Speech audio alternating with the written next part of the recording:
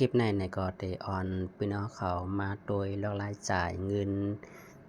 การโฆษณาดีเหนือ Facebook ในค่ะเนาะจังเจอว่าเฮาโฆษณาเหนือ Facebook เฮาโฆษณาเจอเมียวอำบาเนาะก็เฮาลดรายจ่ายเงินนี่ค่ะจังเจอว่าเฮาจ่ายเงินไหนเฮาขาดได้หาเงินเหนือ Facebook เฮาอำไรนี่ค่ะกับนั้นแหละเฮาโลไลสายแต้นดีเหนือ Facebook ก่อนเนาะก่อนตั้งสุดนี่ค่ะให้เฮามาใส่ช่องทางตัดจ่ายเงินการโฆษณาเฮานี่ค่ะเนาะก็สังเกตว่าเฮายามโฆษณาค่ะเนาะมันได้คืนเงินมาจังไหนนี่ค่ะอันนี้ก็เป็นเงินเตียนค่าไรโฆษณาไว้ค่ะเนาะ152 บาทนี่ค่ะทั้งหมดทั้งสิ้นค่ะเนาะอันไหนเฮารายจ่ายปัน Facebook นี่ค่ะ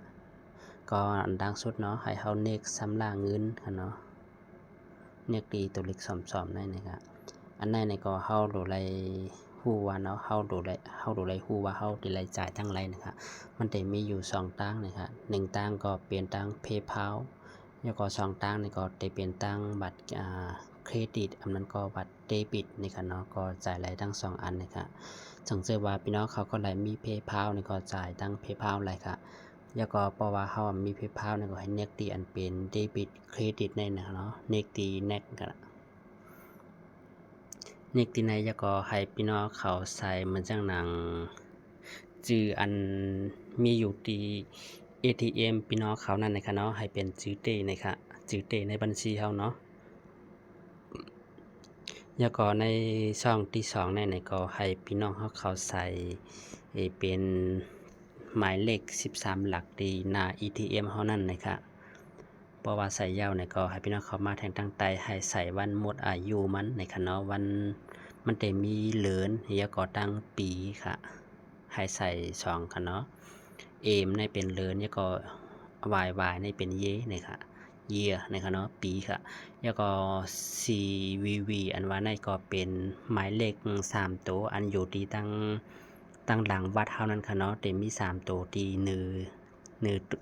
อเจสีขาวๆนั่นนะคะอันนี้ก็เป็นหมายลับค่ะเนาะพี่น้องเขาอย่าเป็นเนไผนะคะเพราะว่าเฮาเนเปิ้นยาวไหนเปิ้นใส่อันไหนแล้วก็เปิ้นกวักเอาเงินเฮากว่าหลายหมดนะคะเนาะก็อันไหนก็คาไหลใส่ไว้ตู้ยาวนะคะเนาะ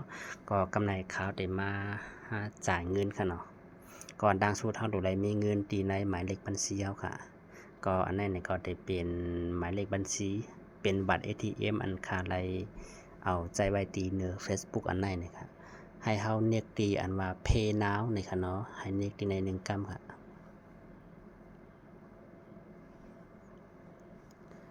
แล้วก็ให้เฮาคาเนียกตีคอนเฟิร์มนี่ค่ะเนาะเนียกตีตั้งแต่นี่ค่ะเพราะว่าเฮาติดจ่ายค่ะเนาะจังเจอว่าเฮาใครจ่ายนี่ก็เนียกตีตั้งเหนือไรค่ะก็อันนั้นค่าติดจ่ายกำเหลียวอยู่ค่ะเนาะ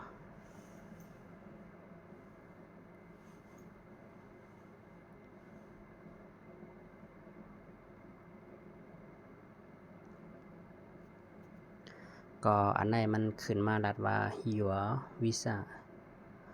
อันเป็นเหมือนจังหนังหมายเลข6764ในค่ะเนาะ was successful change ชาติในค่ะเนาะก็ปองว่าเฮาจ่ายเย้าโตเรียบร้อยในค่ะเนาะมันก็ขึ้นมาจังไหนค่ะแล้วก็ให้เอาคันเนกดีตันในตั้งใจในค่ะ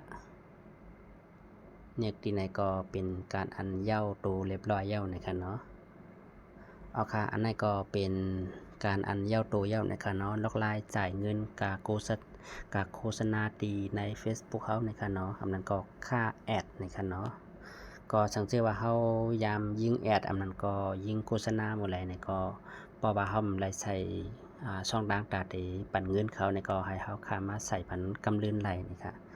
ก็อันนั้นนี่ก็สิเป็นคลิปล็อกไลน์จ่ายเงินกาแอดอันนั้นก็กาโฆษณานี่ค่ะเนาะก็ปุ่นตาในคลิปในก็จะย้อนขึ้นลือไว้ที่ในค่ะไม่สงค่า